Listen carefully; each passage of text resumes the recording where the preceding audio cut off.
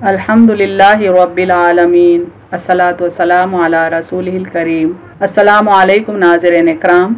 इस्लामी कानून विलायत यानी इस्लामिक लॉ ऑफ गार्डियनशिप के तहत आज हम हिस्से दुआम पर फोकस कर रहे हैं और थीम है विलायत के हकदार यानी राइट ऑफ गार्डियनशिप। इस टॉपिक के तहत हम ये सब टॉपिक्स फोकस करेंगे।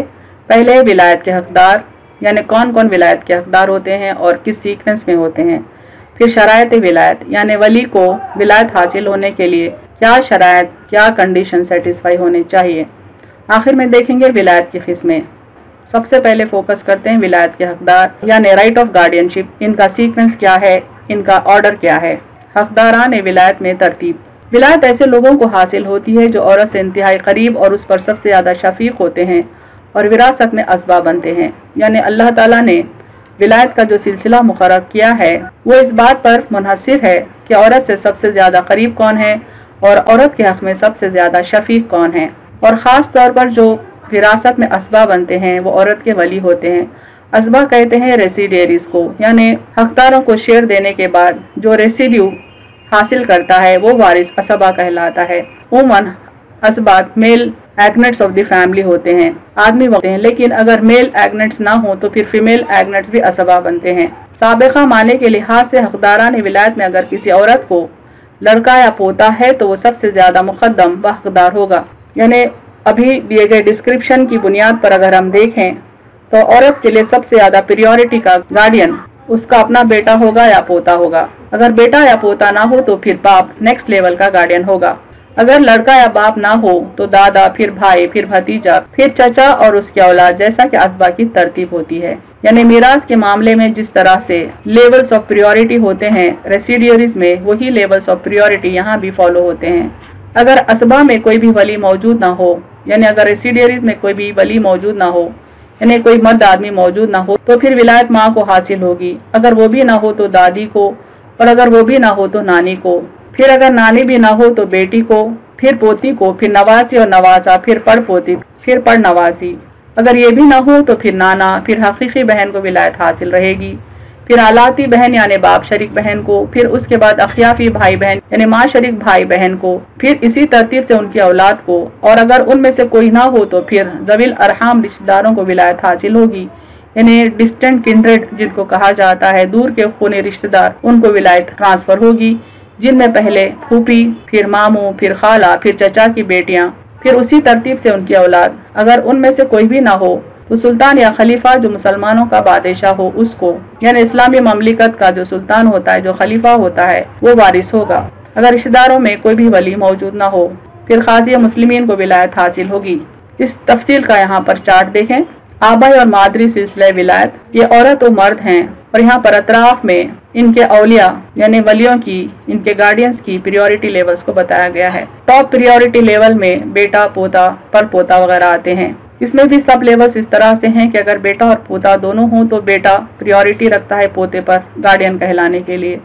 सेकेंड लेवल ऑफ प्रियोरिटी में बाप, दादा, परदादा, ऊपर तक के ग्रेट ग्रैंडफादर्स आते हैं। अगर एक ही लेवल के दो मौजूद हों, जैसा कि बाप और दादा दोनों मौजूद हों, तो बाप ज्यादा प्रियोरिटी का गार्डियन होगा दादा के मुकाबिल। इस तरह से थर्ड प्रियोरिटी लेवल में हकीकी भाई और उनकी मुज़क्कर औलाद आएगी और आलाती भाई और उनकी मुज़क्कर औलाद आएगी। इसमें भी मजीद तकसीम होती है। अगर हकीकी भाई मौजूद हो और उसकी मुज़क्कर औलाद भी मौजूद हो तो हकीकी भाई ज्यादा वैल्यू रखेगा बनिस्बत उसकी मुज़क्कर औलाद के। इस तरह से अलाती भाई और उनकी मुज़क्कर औलाद हो तो अलाती भाई ज्यादा अहमियत रखेगा। अगर हकीकी भाई और अलाती भाई दोनों मौजूद हों तो हकीकी भाई ज्यादा अहमियत रखेगा। प्रियोरिटी लेवल 4 में हकीकी चाचा और उनकी मुज़क्कर औलाद आती है और अलाती चाचा और उनकी मुज़क्कर औलाद आती है।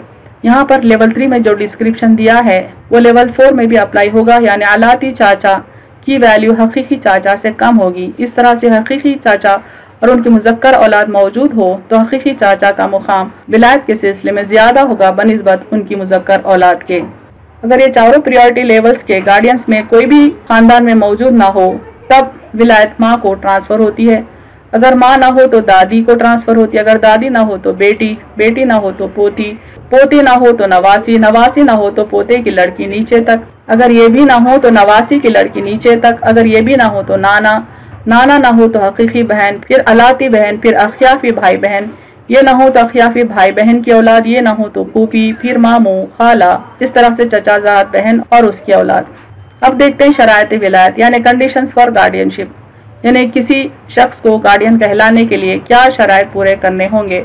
ولی کا مسلمان ہونا، عاقل ہونا، بالغ ہونا، آزاد اور وارث ہونا ضروری ہے، یعنی ولی کے لیے ضروری ہے کہ وہ مسلمان ہو، عاقل ہو یعنی عقل مند سمجھدار ہو، مجنون یا پاگل نہ ہو، بالغ ہو یعنی ایڈلٹ ہو، نابالغ نہ ہو، آزاد ہو یعنی غلام نہ ہو، اور وارث ہو یعنی ولی کو وارث ہونا ضروری ہے، کوئی غیر وارث ولی نہیں ہو سکتا۔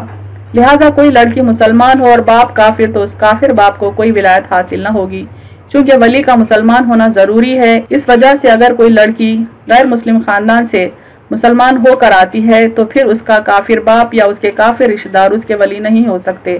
اسی طرح نابالغ بچہ اور پاگل آدمی بھی ولی نہیں بن سکتا، یعنی نابالغ بچہ اور پاگل آدمی چونکہ یہ شرائط پورے نہیں کرتے اسی لیے وہ کسی کے ولی نہیں بن سکتے، اور ایسے ہی وصی جس کو باپ نے ذمہ دار بنایا ہو وہ بھی ولی نہیں بن سکتا، یعنی باپ نے اگر کوئی وصیت کی ہے اور اس وصیت کو ایگزیکیوٹ کرنے کے لیے کسی شخص کو ایگزیکیوٹر بنایا ہے یعنی وصی بنایا ہے تو وصی بھی کسی کا ولی نہیں ہو سکتا۔ دیکھتے ہیں ولایت کی قسمیں یعنی ٹائپس آف گارڈین شپ۔ ولایت کی دو قسمیں ہیں، ولایت اجبار و ولایت ندب و استحباب۔ ولایت اجبار کے معنی دیکھتے ہیں۔ ولایت اجبار کا مطلب یہ ہے کہ منکوحہ کی اجازت و مرضی کے بغیر بھی ولی کو نکاح کرانے کی اجازت ہوگی، وہ اپنی مرضی سے جہاں چاہے نکاح کر دے نافذ ہو جائے گا۔ لفظ اجبار جبر سے ہے، یعنی لڑکی کی اجازت ہو یا نہ ہو، مرضی ہو یا نہ ہو، ولی اس کا نکاح کرانے کا حق رکھتا ہے اور جہاں چاہے اس کا نکاح کر سکتا ہے، نکاح نافذ ہو جائے گا۔ لیکن یہ نکاح اسی وقت ہو سکتا ہے جب لڑکا یا لڑکی یا تو پاگل ہو یا نابالغ ہو، اور ولی یا تو باپ ہو یا دادا ہو اور اچھا کردار رکھنے والے ہوں اور صحیح جگہ پر انہوں نے نکاح پڑھایا ہو۔ ولایت ندب و استحباب۔ ولایت ندب کا مطلب یہ ہے کہ منکوحہ پر اس کو اپنی مرضی اور زبردستی چلانے کا حق نہیں ہے، یعنی ولی اس معاملے میں منکوحہ پر نہ اپنی مرضی چلا سکتا ہے اور نہ ہی زبردستی کر سکتا ہے۔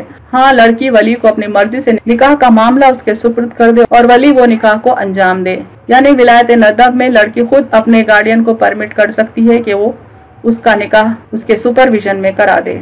یہ دو قسم کی ولایتیں کیسے سچویشنز میں یوزولی ایگزسٹ ہوتی ہیں وہ یہاں دیکھتے ہیں۔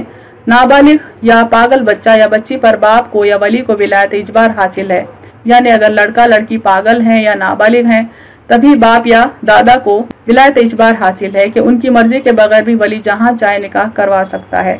باپ دادا کے علاوہ کوئی اور کو ولایت اجبار حاصل نہیں ہے، اور باپ دادا کو بھی یہ ولایت اس وقت ہی حاصل ہے جب ان کا کردار صحیح ہو، ورنہ لڑکا لڑکی بڑے ہونے پر قاضی کو اپروچ کر کے اپنا نکاح ڈیزالو کروا سکتے ہیں۔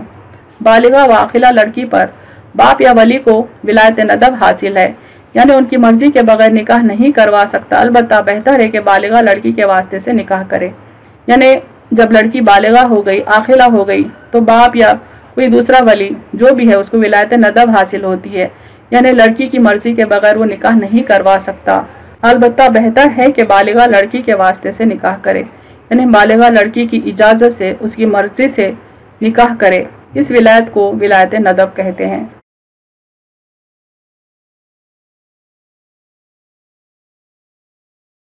وآخر دعوانا ان الحمد للہ رب العالمین۔